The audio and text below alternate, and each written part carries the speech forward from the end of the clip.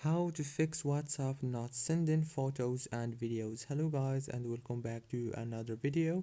On this video I'm going to show you how to fix this problem easily and fast. So first thing you have to do guys is very simple. Just go to the settings on your phone, go to the apps manager, and then go to the apps right here again, scroll until you find WhatsApp, and after you find it then you have to click on it like this.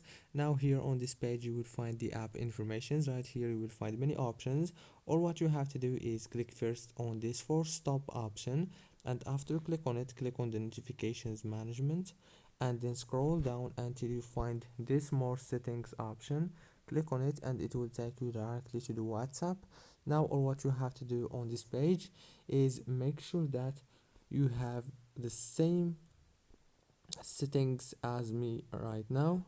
First, and especially this one right here, it's called use high priority notifications. And that's it guys, don't forget to like, subscribe.